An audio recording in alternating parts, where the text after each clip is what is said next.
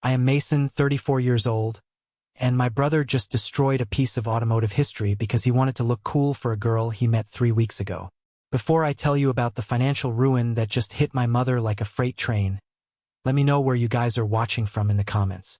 To understand why I didn't scream, cry, or throw a punch when I saw the wreckage, you have to understand the cars.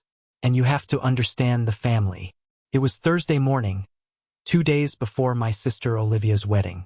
The air was crisp, that specific kind of cool you get in late September in New England. I was standing in the detached garage of the estate my father, Robert, had rented for the wedding weekend.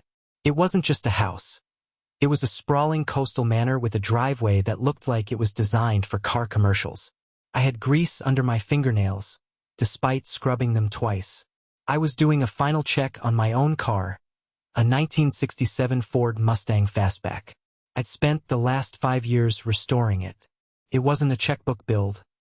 I did the welding, the sanding, the engine rebuild. Every bolt on that car had my sweat on it. It was my pride and joy, painted a deep, midnight blue that looked black until the sun hit it. I was wiping down the chrome bumper when I heard the rumble. It wasn't the throaty roar of American muscle like my Mustang. It was different, tight, mechanical precision. German engineering. I walked out of the garage just as a flatbed truck pulled up the long gravel driveway. My dad was standing there, arms crossed, wearing a tailored navy suit that probably cost more than my first 3 cars combined. Dad and Mom had been divorced for 15 years. It was a messy split involving custody battles, alimony, and a lot of shouting matches about who got the lake house. Dad rebuilt his life and his fortune with a construction empire. He was strict, precise, and had zero tolerance for excuses. Mom, well, we'll get to Mom. Mason, Dad nodded at me. He didn't smile often, but his eyes crinkled at the corners. That was his version of a hug. It's here. The driver lowered the ramp, and there it was. A 1958 Porsche 356 Speedster. It was breathtaking. Ivory white paint that looked like liquid cream. Red leather interior. The curves of that car were iconic, the kind of design that makes modern cars look like angry appliances. This wasn't a replica. This was the real deal. A true vintage survivor. She's beautiful, Dad, I said, my voice dropping a respectful octave. She's a rental, Dad said, his voice clipped. For Olivia. She wanted to drive away from the ceremony in something classic. I pulled a lot of strings to get this specific model. It's from a private collector's specialty fleet. I walked around it, terrified to even breathe on it. Do you know what these are trading for right now? A real speedster? Depending on the engine numbers, you're looking at $250,000 easy. Dad nodded. $250,000 is the insured value on the contract. Which brings me to the rules. He turned to me, his face serious. I signed the rental agreement personally. The insurance policy is incredibly specific.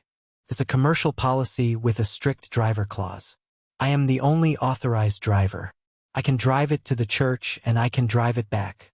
For the exit photos with Olivia and her husband, I drive it to the end of the driveway, they get in for the picture, and that's it. No joyrides. No highway runs. Understood, I said. I mean it, Mason. He looked me dead in the eye. If anyone else is behind the wheel and scratches it, the insurance is void. We're on the hook for the full value. I need you to keep an eye on it. I have meetings with the caterers, and your mother is... He trailed off, looking toward the main house where Mom's car had just pulled in. Your mother is already causing headaches. My mother, Patricia, emerged from her Lexus. She was wearing a floral dress that was slightly too loud for the morning hour, and she looked ready for a fight. She always looked ready for a fight when Dad was around. Is that it? She asked, walking over, her heels crunching on the gravel. She didn't look at the engineering. She looked at the status symbol. It's small. Are you sure Olivia's dress will fit in that tiny thing? Robert?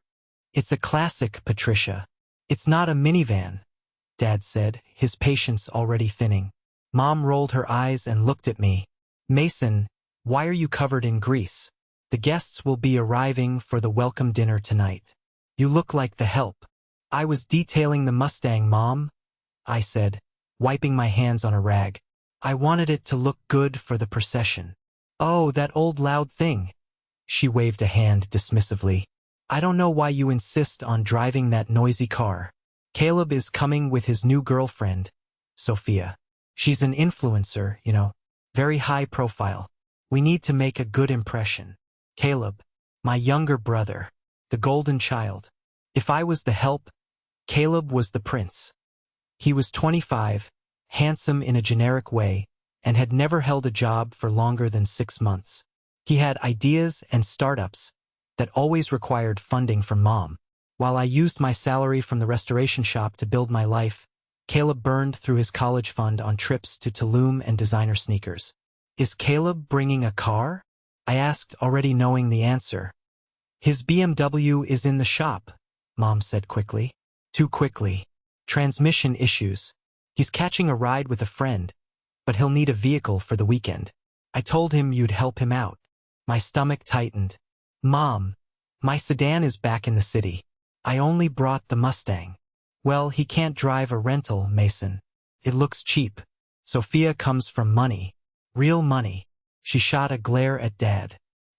He needs to show her he fits into this world. He can rent a car like an adult, Dad said, cutting in. Or he can take an Uber.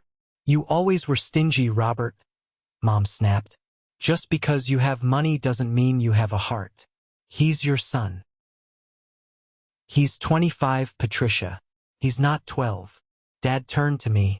Here are the keys to the Porsche. He handed me a heavy, single silver key on a leather fob. It looked simple, but it felt heavy with responsibility. Put these in the safe in my study, Dad instructed. Code is 1-9-5-8. Don't give them to anyone. Not the valet, not Olivia, and certainly not your brother. Got it, I said.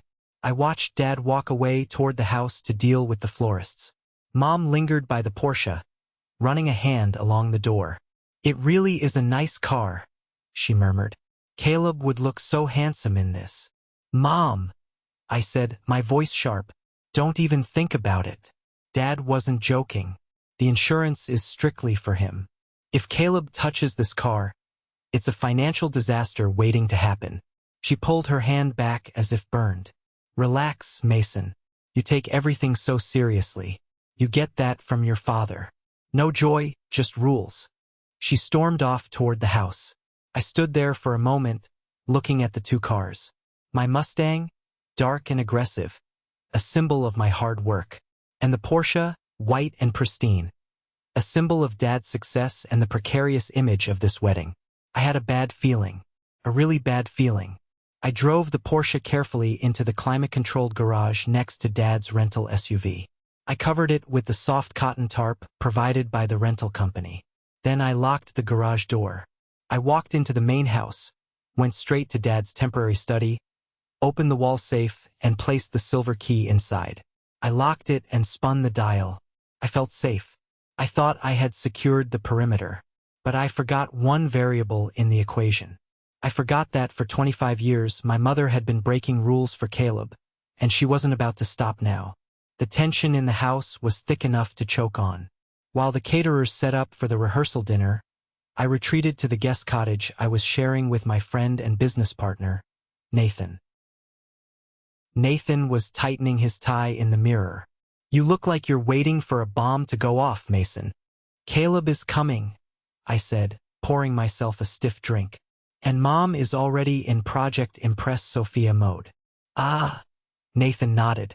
He knew the history. Hide your wallet. Hide your keys. It wasn't a joke. It was a survival strategy developed over 2 decades. Growing up, the dynamic was clear. I was the older brother, the responsible one, the one who had to understand. Caleb was the baby, the sensitive one, the one who needed help. I remembered the summer I turned 16. I had spent 2 years mowing lawns and working at a local diner to save up $1,500. I bought a beat-up Honda Civic. It was ugly, rust-spotted, and smelled like wet dog, but it was mine. I paid for the insurance, the gas, the oil changes. 2 weeks after I bought it, I came home from school to find the driveway empty. Mom was in the kitchen, casually chopping vegetables. "Where's my car?" I had asked, panic rising in my chest. "Oh, Caleb missed the bus," she said without looking up. "I gave him the spare key. He just went to soccer practice." "Mom, he doesn't have a license. He has a learner's permit. He can't drive alone. He knows the roads, Mason. Don't be so dramatic. He needed to get there." Caleb brought the car back 3 hours later. The front bumper was hanging off, dragging on the asphalt. He had hit a curb, avoiding a squirrel. I was furious. I screamed. I demanded he pay for it. Mom intervened, not to scold Caleb, but to scold me. "It's just a plastic bumper, Mason. Look at him, he's shaking. He's traumatized. Why do you care more about a stupid car than your brother's feelings? You're being greedy." Greedy. That was her favorite word. Whenever I wanted to keep something I had earned, I was greedy. Whenever Caleb wanted something he hadn't earned, he was in need. It didn't stop there. My camera? Caleb borrowed it for a trip and lost it. Mom said I should have taken better care of my things. My laptop? Caleb spilled soda on it. Mom said it was an accident. When I graduated college, Dad offered to help me with a down payment on a condo. I refused. I knew if I took money, there would be strings attached, or worse, Mom would guilt me into letting Caleb live there rent-free. I built my restoration business from the ground up. I lived in a small apartment, ate ramen, and reinvested every penny. Caleb, on the other hand, got the college fund. He went to a private liberal arts college that cost $60,000 a year. He switched majors 4 times. He dropped out in his junior year because it stifled his creativity. He came home with a brand new Audi that Mom had co-signed for. Dad tried to intervene. He cut Caleb off financially after the dropout. That was the catalyst for the final, bitter phase of their divorce wars. Mom saw Dad's refusal to fund Caleb's lifestyle as an attack on her parenting. So she doubled down. She maxed out credit cards, took out loans, anything to prove that her golden boy was successful. And now here we were, Olivia's wedding, the ultimate stage. "Hey!" Nathan snapped his fingers, bringing me back to the present. "Snap out of it. We have a rehearsal dinner to attend.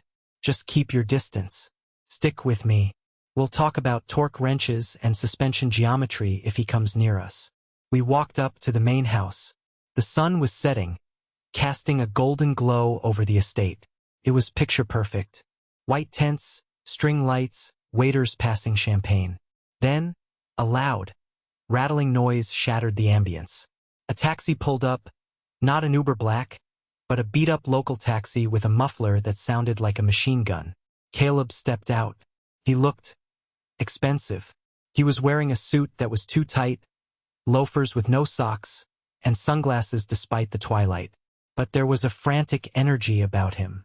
He pulled a suitcase from the trunk, then turned to help a girl out. Sophia.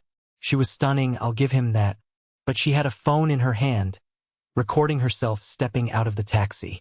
She frowned slightly at the taxi, then angled the camera up toward the mansion, her expression instantly shifting to a bright, fake smile. "We have arrived," I heard her chirp at the screen. Mom rushed forward, practically pushing a waiter aside. "Caleb, darling, you made it." She hugged him, then turned to Sophia. "And you must be Sophia. Welcome to our family estate." I winced. It wasn't our estate. It was a rental. But Mom was already spinning the narrative. I walked over, Nathan flanking me. "Hey, little brother," I said, extending a hand. Caleb looked at me, then at Nathan. He didn't shake my hand. He went for a performative bro hug that involved too much backslapping. "Mason, the grease monkey," he laughed. "Sophia, this is my brother Mason. He fixes cars for a living." "I restore vintage automobiles," I corrected calmly. "Nice to meet you, Sophia." Sophia looked me up and down, saw my simple suit, and lost interest. "Charmed," she said, looking past me. "Caleb, babe, where are we staying? I need to charge my ring light." "Mom's got us set up in the main house," Caleb said. Then he turned to me, his voice dropping. Hey, look about the taxi. Super embarrassing. My BMW is, getting a custom wrap. Couldn't bring it.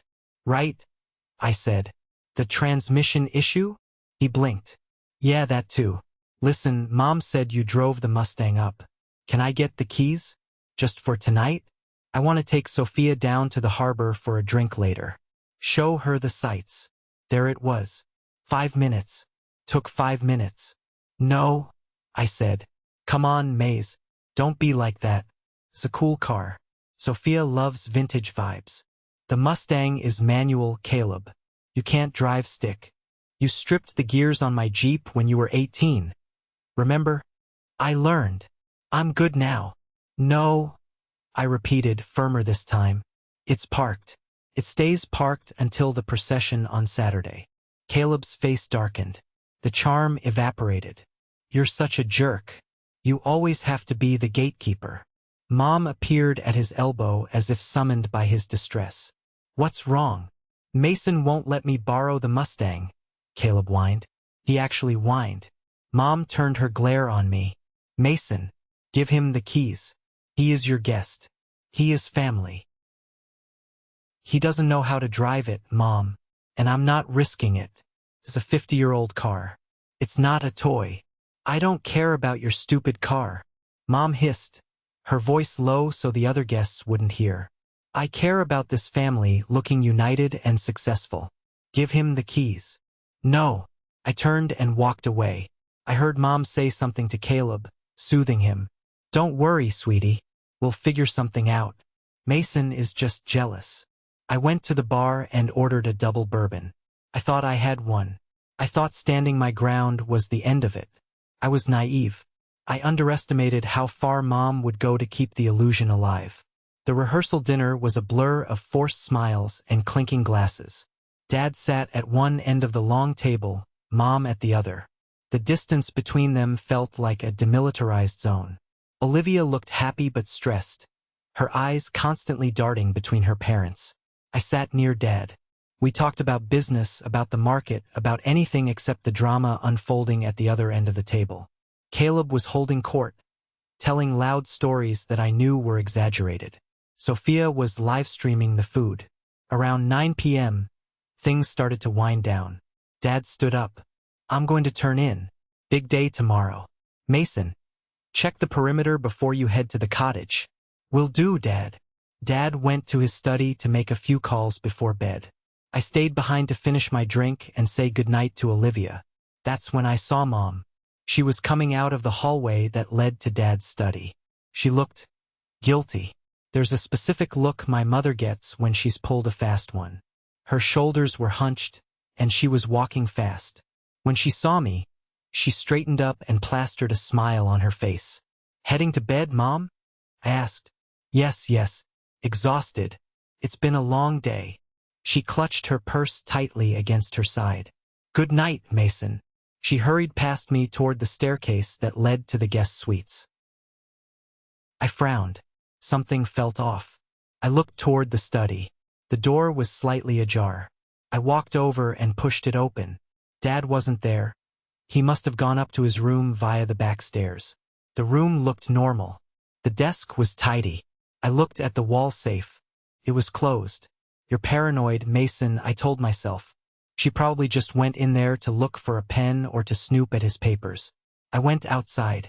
The night air was salty and cool. I walked toward the garages. I checked the lock on the garage housing my Mustang. Secure. Then I walked to the main garage, the one housing the rental SUV and the Porsche. The keypad light was blinking green.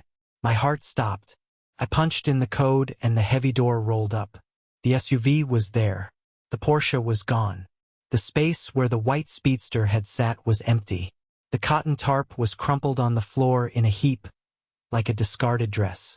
No, I whispered. No. I sprinted back to the house. I took the stairs 2 at a time. I pounded on Caleb's door. No answer. I tried the handle. Locked. I ran to Mom's room. I didn't knock. I burst in. Mom was sitting at her vanity, removing her makeup. She jumped, dropping a cotton pad. Mason! What on earth? Where is he? I demanded, my voice shaking with rage. Where is Caleb? He went out, she said calmly, turning back to the mirror. He and Sophia wanted to see the coastline by moonlight. With what car, Mom? With what car? She sighed, dabbing at her face. I solved the problem, Mason. Since you were being so selfish with your Mustang, I found the spare keys to your other car. The white one. The room spun. My other car? Mom, I don't have a white car. Don't be silly. I saw it in the garage. The little convertible. I found the key in your father's study on the desk. He must have left it out. Mom, I said, my voice dropping to a whisper. That's not my car. What? She paused. That's not my car. That is the rental. The 1958 Porsche Speedster. The one Dad rented for the wedding. She waved a hand. Oh, whatever. It's a car. It looks old, just like yours. What's the difference? The difference, I choked out, is that the insurance policy specifically states that only Dad can drive it. If anyone else drives it, the coverage is void. Zero. Nada. Mom stopped. She turned around slowly. What do you mean? I mean that car is worth $250,000, Mom. And you just let Caleb, who has a history of reckless driving, take it out for a joyride. You're exaggerating, she scoffed, but her voice wavered. It's a rental. Rentals have insurance. Not when you violate the contract. Dad told me to put the key in the safe. How did you get it? The safe was open, she lied. I knew she lied. She probably watched Dad punch in the code earlier or guessed it. Dad used birth years. 1958 was the year of the car, but also the year his favorite architect was born. Mom knew his codes. Call him, I commanded. Call Caleb right now and tell him to bring the car back. Tell him to drive 5 miles an hour. I can't, she said, looking at her phone. He said he was turning his phone off. He wanted a romantic evening. I pulled out my phone. I called Caleb. Straight to voicemail. I called Nathan. Get the truck. Meet me at the front. Caleb stole the Porsche. He what? Just get the truck. I ran back to Dad's room. I had to wake him. I had to tell him. But I hesitated at the door. If I told him now, the explosion would destroy the wedding before it even started. Find the car first, I thought. Bring it back. Pray there isn't a scratch on it. Then tell Dad. I ran outside. Nathan was pulling up in his pickup truck. I jumped in. Which way? Nathan asked. The coastal road, I said. He wanted to show off. He'd go to the cliffs. We peeled out of the driveway. The clock on the dashboard read 10:15 p.m. How bad is it? Nathan asked, merging onto the highway. It's a 1958 Speedster, Nate. Drum brakes. No power steering. Rear engine bias. It's a tricky car to drive if you know what you're doing. Caleb drives like he's in a video game. We drove for 20 minutes. I was scanning the road, looking for those distinct headlights. Every time a car passed, my muscles tensed. Maybe he's just cruising, Nathan said. Maybe he's parking and making out. Caleb doesn't cruise. He performs. My phone buzzed. It wasn't Caleb. It was a text from a number I didn't recognize. Then a photo loaded. My stomach dropped through the floor. It was a selfie. Sophia holding up a peace sign, hair blowing in the wind. In the background, Caleb was behind the wheel, grinning like a maniac. The speedometer was visible in the corner of the frame. It read 85 miles per hour. He's doing 85, I said, my voice dead. In a 60-year-old car with suspension technology from the Eisenhower administration. Where was that taken? Nathan asked. I zoomed in. That's the lighthouse turn. About 5 miles up. Hold on, Nathan said, pressing the gas. We rounded the bend near the lighthouse 3 minutes later. We saw the skid marks first. Long, black streaks of rubber that went sideways across the center lane. Then we saw the broken guardrail. And then, down the embankment, resting against a massive oak tree, we saw it. Or what was left of it. The white Porsche was crumpled. The front hood was folded like an accordion. Steam was rising from the rear engine bay. "Oh my God," Nathan whispered. I didn't say anything. I felt a strange, cold detachment wash over me. I wasn't panicked anymore. I wasn't angry. I was just done. We pulled over and scrambled down the embankment. Caleb was sitting on the grass, clutching his arm. There was blood on his forehead. Sophia was standing over him, screaming into her phone, not calling 911, but live streaming. "We just crashed. Oh my God. You guys, we almost died," she was yelling at the screen. I walked up to the car. It was totaled. The chassis was twisted. The front axle was snapped. The windshield was shattered. "Mason!" Caleb looked up, his eyes wide and glassy. He smelled like expensive whiskey. "Mason, the brakes. They just locked up. It wasn't my fault." I looked at the car. I looked at the skid marks. "The brakes didn't lock up, Caleb," I said calmly. "You entered a decreasing radius turn at 80 miles an hour and lifted off the throttle. Snap oversteer. You spun." "My arm hurts," he moaned. "You're lucky you're alive," I said.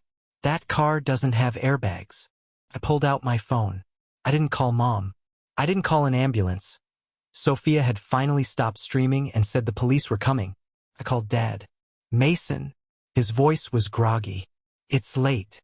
"Dad," I said, "you need to wake up. And you need to bring the insurance paperwork." The flashing lights of the police cruisers painted the trees in rhythmic bursts of red and blue. An ambulance had arrived, and the EMTs were checking Caleb and Sophia. They were miraculously fine. Bruised, shaken, Caleb had a fractured wrist, but alive. The car had taken the brunt of the impact, crumpling exactly how it wasn't designed to. I stood by the guardrail watching the scene. The police officer, a stern-looking man named Sergeant Miller, was administering a field sobriety test to Caleb. Even from here, I could see Caleb swaying. My phone rang. It was Mom. "Mason, Sophia just posted a video. She said they crashed. Is Caleb okay? Tell me he's okay." "He's alive," I said. "He has a broken wrist." "Oh, my poor baby. Where are you?" "I'm coming. We're at the lighthouse curve. The police are here." "Police? Why are the police there?" "Mason, fix this. Tell them it was an accident. Don't let them arrest him." "I can't stop them, Mom. He smells like a distillery. He only had wine at dinner. You know he gets anxious. Don't you dare let them take him." She hung up. 10 minutes later, Dad's black SUV pulled up. He stepped out. He wasn't running. He walked with a terrifying, controlled slowness. He was wearing jeans and a sweater over his pajamas, but he looked more intimidating than he did in a suit. He walked past me, past Nathan, and went straight to the edge of the embankment. He looked down at the white wreckage illuminated by the police spotlights. He stared at it for a full minute. Then he turned to me. "Is he alive?" Dad asked. "Yes, broken wrist. Sophia is fine." "Was he drinking?" "Yes." Dad nodded. He didn't scream. He didn't throw anything. He just pulled a folder out of his car. He had brought the rental agreement. Mom arrived moments later. She screeched her Lexus to a halt and practically fell out of the car. She ran past Dad, past me, and tried to push through the police line to get to Caleb. "That's my son. Let me through." "Ma'am, step back," Sergeant Miller said firmly. "We are conducting an investigation. He's hurt. He needs a hospital. He's being evaluated. Right now, he's under suspicion of driving under the influence." Mom spun around and saw me. She marched over, her face twisted in fury. "Why are you just standing there?" she hissed at me. "Do something. Talk to the officer. Tell him the car malfunctioned." "I'm not lying to the police, Mom." She turned to Dad. "Robert, do something. Your son is bleeding." Dad looked at her. "He crashed the car, Patricia. He stole the car and crashed it." "He didn't steal it," Mom yelled. "I gave him the keys. It was a misunderstanding." Dad's eyes went wide. You gave him the keys?" "I thought it was Mason's other car." The white one. Dad looked at me. I shook my head. I don't have a white car, Dad. You know that. She knows that. It doesn't matter. Mom waved her arms. Look at the car. It's just a fender bender. Mason can fix it. He fixes cars. That's what he does. Mason, tell your father you can fix it. I looked down at the Porsche. The frame was bent. The engine block was likely cracked. The bodywork, hand-rolled aluminum, was destroyed. It wasn't a fix. It was a total loss. Mom, I said, I can't fix that. Of course you can. You're just being lazy. You want to see him suffer. She turned to Dad. Robert, tell him to fix it. We'll pay for the parts. Can't be that expensive. It's an old car. Patricia, Dad said, his voice ice cold. That is a 1958 Porsche Speedster. It is a rental, and I am holding the insurance policy right here. So, claim it, she snapped. That's why you have insurance. Dad opened the folder. He shone his flashlight on the highlighted paragraph. Clause 4.1, Dad read. Authorized drivers. Coverage is valid only if the vehicle is operated by the signatory, Robert Vance. Operation by any other party, authorized or unauthorized, renders all collision and liability coverage null and void. The renter assumes full liability for the total replacement value of the vehicle. He looked up. And then there's the DUI clause. Even if I had added him, the alcohol voids it anyway. Mom blinked. The reality wasn't sinking in. So, what does that mean? It means, I said, stepping forward, that the insurance company isn't paying a dime. You are. Me? She laughed nervously. I don't have money for a car like that. How much could it be? 20,000? 30? $250,000, Dad said. The silence that followed was heavier than the crash. The only sound was the crackle of the police radio. 2. Mom's mouth opened and closed. $250,000. Plus loss of use fees, Dad added. Plus administrative fees. Plus the legal fees I'm going to incur when the rental agency sues me. But, Mom looked at the wreckage. It's just a car. It's small. It's a collector's item, Patricia, Dad said. And you just bought it. Just then, the officer walked over. Mr. Vance? The driver, Caleb Vance, is being placed under arrest for driving under the influence and reckless endangerment. We're taking him to the station for booking after he's cleared at the hospital. No! Mom screamed. You can't arrest him. It's a mistake. It's no mistake, ma'am. He blew a .14. That's nearly twice the legal limit. Mom grabbed Dad's arm. Robert, stop them. Call your lawyer. Do something. Dad pulled his arm away. He looked at Caleb, who was being handcuffed against the hood of the patrol car. Caleb looked terrified now. The adrenaline was fading, and the reality was setting in. He looked at us, his eyes pleading. Dad! Mom! Help! Dad looked at Mom. You wanted him to impress the girl, Patricia, Dad said. Well, he certainly made an impression. Dad turned to the officer. Do what you have to do, Sergeant. I'll meet you at the station to provide the vehicle documentation. Robert! Mom shrieked. You're abandoning him. No, Dad said, walking back to his SUV. I'm letting him face the consequences of his actions. For the first time in his life. Mom stood there, trembling. She looked at me. Mason, please, talk to your father. I looked at her. I thought about my Mustang. I thought about my first car with the broken bumper. I thought about the college fund. I can't fix this, Mom, I said. I'm just the mechanic. I turned and walked to Nathan's truck. The next morning, the sun rose over the estate as if nothing had happened. The birds were singing. The caterers were setting up chairs for the ceremony. But inside the house, it was a funeral. Caleb was still in holding. He hadn't made bail yet because Dad refused to post it, and Mom didn't have the cash on hand. Sophia had left. She called an Uber from the hospital and posted a heartbroken status update about toxic energy before blocking Caleb on all platforms. I sat in the kitchen drinking black coffee. Dad walked in.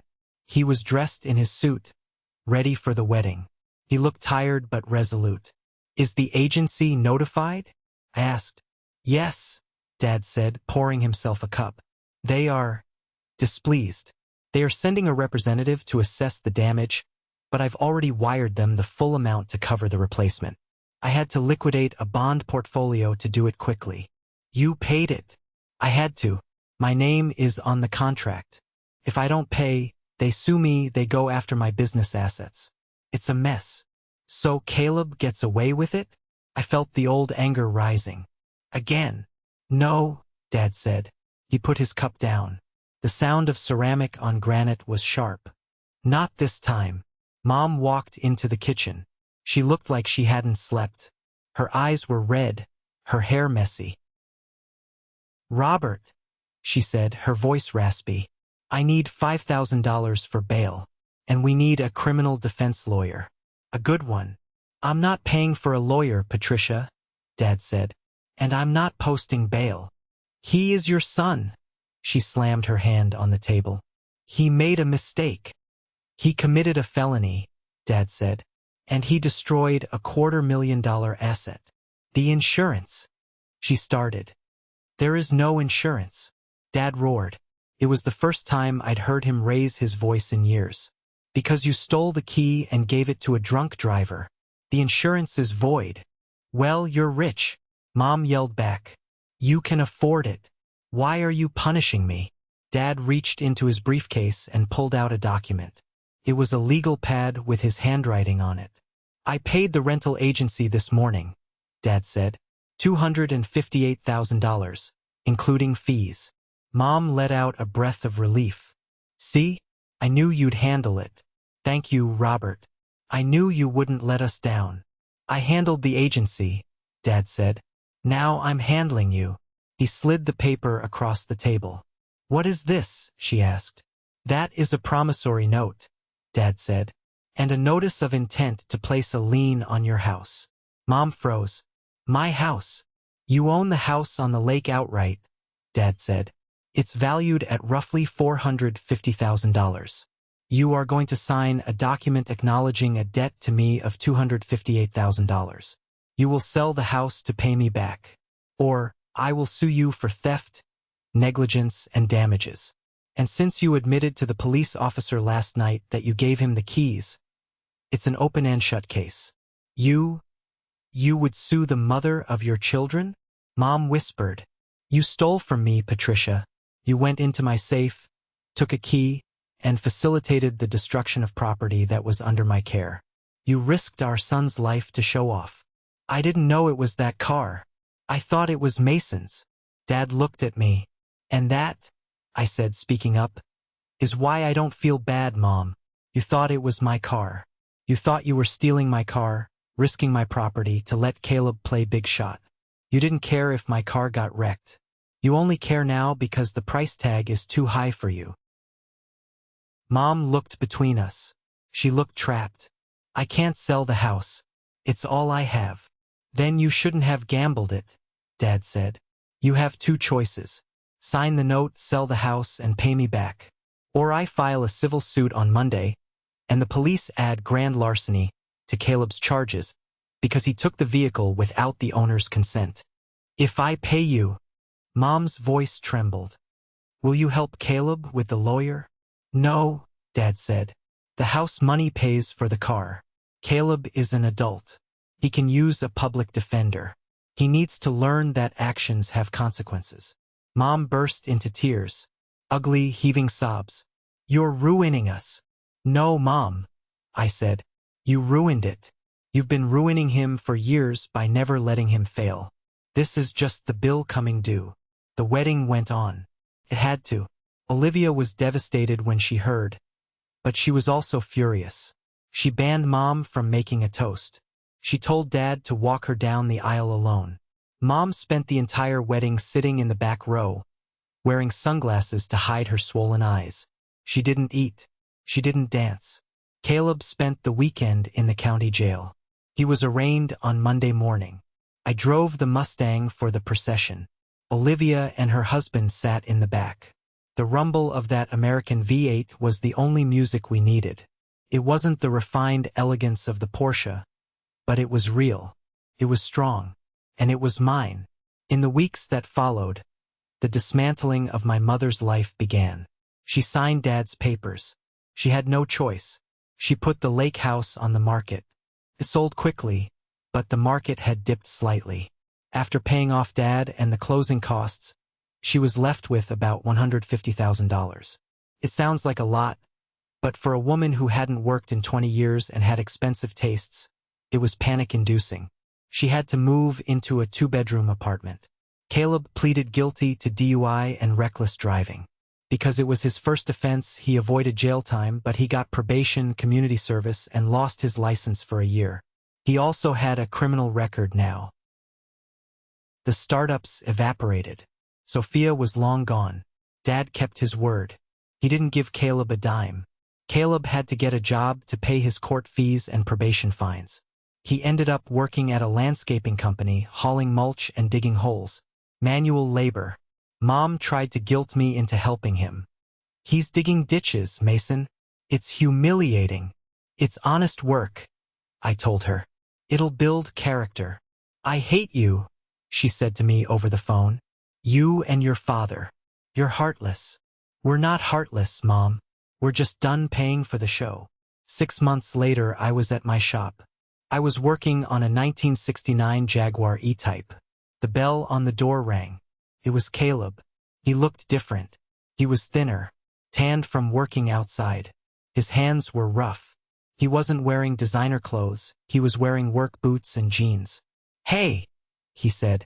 He looked at the floor. Hey, I said, putting down my wrench. How's the landscaping? Hard, he said. Back-breaking. Yeah. He walked over to the Jaguar. He didn't touch it. He just looked at it. I came to pay you back, he said. He reached into his pocket and pulled out an envelope. He put it on my workbench. What's this? It's $500, he said. I know it doesn't cover the Porsche. I know Mom paid for that. But, remember the bumper on your Civic? When we were kids. I stared at him. And the camera, he continued. And the laptop. I did the math. It's not all of it, but it's a start. I looked at the envelope. Then I looked at my brother. For the first time in his life, he didn't look like the golden child. He looked like a man. Tired, regretful man. Why? I asked. Because Dad was right, he said, his voice cracking slightly. I was useless. I was a leech, digging those holes. I have a lot of time to think. I want to be different, Mason. I picked up the envelope. Felt heavy. Heavier than the Porsche key. Keep it, I said. No, I have to. Keep it, I insisted. Put it in a savings account. Build your own safety net. Because Mom can't anymore. He nodded, swallowing hard. But, I said, picking up a sanding block, if you really want to pay me back, pick up that sandpaper. This fender needs about 3 hours of wet sanding. And I charge $100 an hour for labor. You give me 5 hours, we call the Civic even. Caleb looked at the sandpaper. He looked at me. A small, genuine smile appeared on his face. Deal, he said. He took off his jacket, rolled up his sleeves, and started sanding. The sound of sandpaper on metal is monotonous. It's a rhythmic, scratching whisper that can drive you insane if you don't love the process. For the first 2 weeks, I watched Caleb struggle with it. He was used to instant gratification. Swipe left, swipe right, double tap for a like. Restoration doesn't work that way. Restoration is slow. It's painful. It forces you to confront your own mistakes, layer by layer. Caleb hated it. My hands are bleeding, Mason, he complained on the 3rd day, holding up his blistered fingers. The fluorescent lights of the shop made him look pale. Stripped of the golden boy glow he'd worn his entire life. Wear gloves, I said, not looking up from the carburetor I was rebuilding. I can't feel the grit with gloves, he shot back. I paused. That was something I had told him years ago, back when we were kids and I tried to teach him how to wax the Civic. He remembered. Then bleed, I said. The blood washes off. The rust doesn't. He didn't quit. That was the first surprise. I expected him to walk out after the first week, to go back to Mom's tiny apartment and cry until she found a way to bail him out again. But he showed up every morning at 7 a.m. He was late twice, and I docked his pay, or rather, I deducted it from the imaginary ledger of his debt. He didn't argue. He just worked harder the next day. But the real test wasn't the work. The real test was Mom. 3 weeks into Caleb's apprenticeship, Patricia Vance walked into my shop. She looked out of place among the vintage chassis and the smell of gasoline. She was wearing a trench coat that looked expensive but was visibly older, one of the few luxury items she hadn't sold. She looked around with a mixture of disgust and heartbreak. "Caleb," she called out. Her voice echoed off the concrete walls. Caleb was under the lift, draining the oil from a '72 Corvette. He slid out on the creeper, his face smeared with grease. "Mom," he said, wiping his forehead with a dirty rag. "Oh, look at you." She rushed over, ignoring the oil stains on the floor. She knelt down, ruining her stockings. "You look terrible. You look exhausted. This isn't right." "I'm working, Mom," Caleb said, standing up. He looked uncomfortable. "This isn't work. This is slave labor." She turned to me, her eyes flashing with that familiar fire. "Mason, how can you do this to him? He's your brother, not your servant. He has a degree. He has talent. He has a criminal record and a debt." "Mom," I said calmly, wiping my hands on a shop towel. "And he's learning a trade. He's actually good at the detailing if he focuses. He shouldn't be scrubbing tires." She turned back to Caleb and grabbed his hands. "Baby, listen to me. I found a way. I met a man, an investor. He's interested in that app idea you had last year. The travel blog one." Caleb pulled his hands away. "That app was a joke, Mom. It was just Instagram with a different filter." No, he loves it. He's willing to put up seed money. A salary. You could quit this dungeon. You could be a CEO again." I watched Caleb. This was the moment. The drug was being offered. Not heroin, but validation. The promise of the easy way out. The illusion that he was special without having to earn it. Caleb looked at Mom. Then he looked at the Corvette. Then he looked at me. "Does this investor know I'm on probation?" Caleb asked. "Does he know I can't leave the state?" "We don't have to tell him yet," Mom whispered, her voice dropping to a conspiratorial hush. "We can fudge the dates. I can handle the paperwork. I still have some contacts." "So lie," Caleb said. "You want me to lie again?" "It's not lying, it's marketing," Mom pleaded. "Caleb, please. I can't stand seeing you like this. It breaks my heart. You were meant for better things."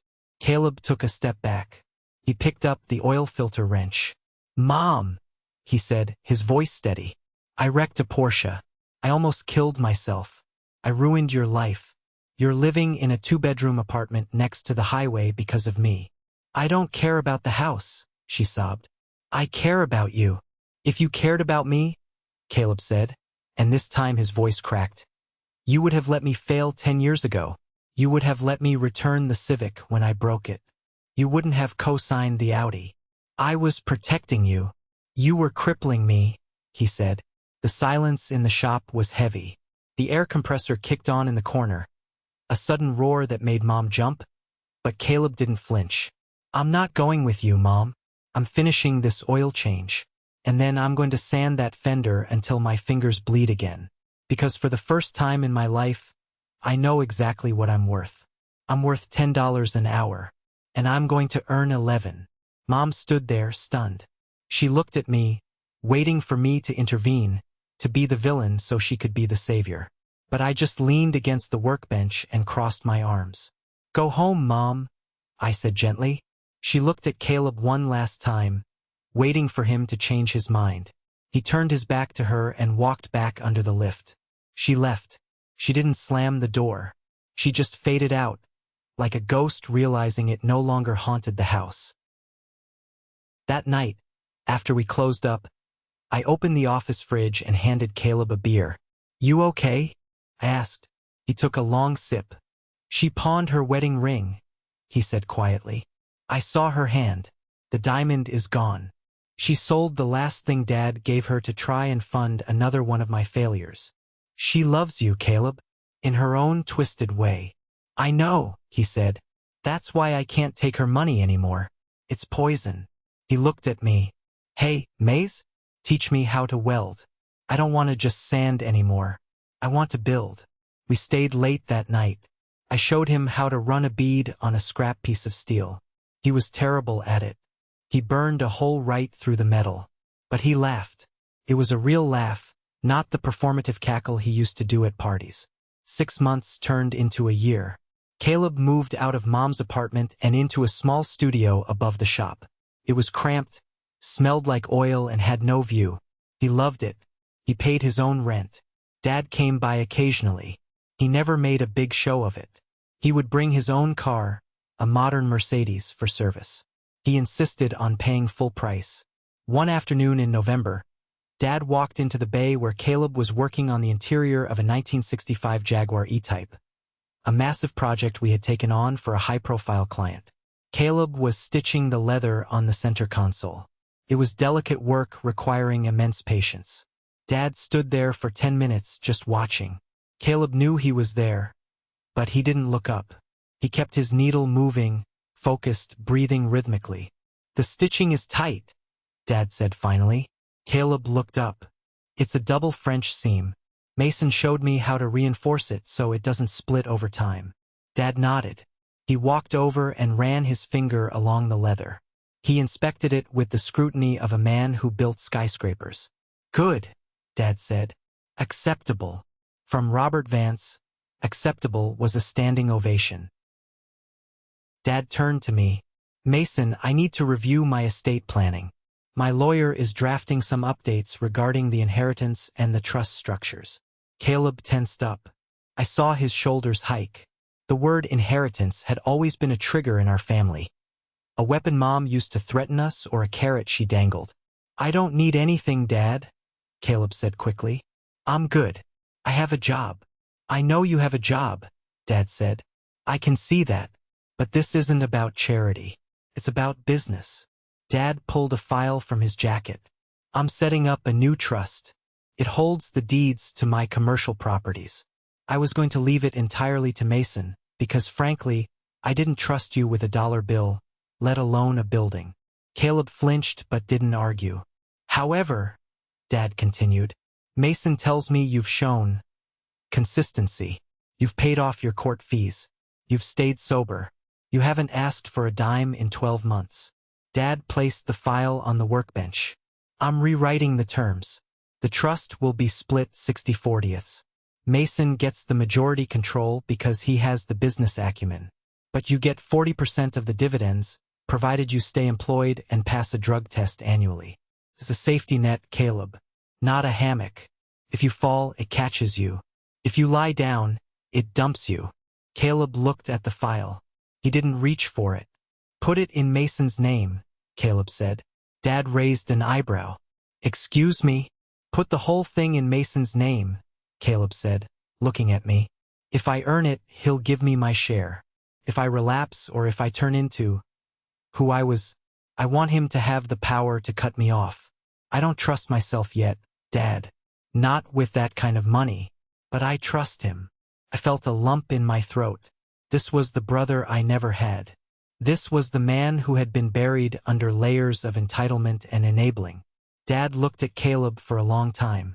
Then, for the first time in 20 years, he reached out and squeezed Caleb's shoulder. Smart man, Dad said. That's the first smart financial decision you've ever made. 18 months after the crash, the Jaguar E-Type was finished. It was a masterpiece. British racing green paint that looked deep enough to swim in. Tan leather interior that smelled like success. The engine purred with that distinctive inline-six harmony. It wasn't just a car. It was a resurrection. The client was coming to pick it up on Saturday. But on Friday evening, I threw the keys to Caleb. Take it for a shakedown run, I said. Caleb caught the keys. He looked terrified. No way. It's a $200,000 car, Mason. I'm not driving it. What if? What if what? I leaned against the doorframe. What if you crash it? Yeah. What if I crash it? Then we fix it, I said. But you won't. You're not the same driver you were 2 years ago. You respect the machine now. You know how much skin is in the game. Literally. He hesitated, looking at the gleaming metal. You come with me. Shotgun. I agreed. We slid into the low seats. Caleb adjusted the mirrors. He checked the neutral gear. He turned the key. The engine roared to life, a symphony of mechanical precision. He pulled out of the garage slowly. No will spin. No showing off. He navigated the traffic of the town with careful, deliberate movements. He checked his blind spots. He kept safe distances. We hit the coastal highway, the same highway where he had destroyed the Porsche. I watched his knuckles on the steering wheel. They were white, but steady. As we approached the lighthouse curve, I saw him ease off the throttle. He downshifted smoothly, matching the revs. He took the corner at the speed limit, hugging the apex perfectly. He didn't look at the lighthouse. He kept his eyes on the road. You good? I asked. Yeah. He let out a breath. I'm good. We drove in silence for a while, just listening to the wind and the engine. It was a moment of pure, unspoken connection. We weren't just brothers by blood anymore. We were partners. We were survivors of a domestic war that had claimed cars, houses, and marriages as collateral damage. I invited Mom to Thanksgiving, Caleb said suddenly. I stiffened. You did? Yeah, she's not doing great, Maze. She's working at a department store at the makeup counter. Her arthritis is bad. She looks old. She made her choices, Caleb. I know, and I'm not asking you to fix her. I'm not asking Dad to save her. I'm just saying, she's Mom, and I think she needs to see this. She needs to see that we survived her help. I looked out the window at the ocean. The sun was setting, painting the water in shades of purple and orange. Okay, I said, but if she brings up investment opportunities, she eats on the porch. Caleb laughed. Deal. Thanksgiving was held at Dad's new house, a smaller, more modern place he had bought after downsizing the estate. It was just the four of us. Me, Caleb, Dad, and Mom. It was awkward at first. Mom arrived in her old Lexus, which was now dinged and dirty. She brought a store-bought pie because she didn't have a big kitchen to bake anymore. She looked frail. The fire was gone from her eyes, replaced by a weary resignation.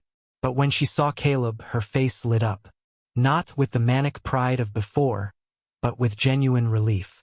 You look healthy, she said, touching his face.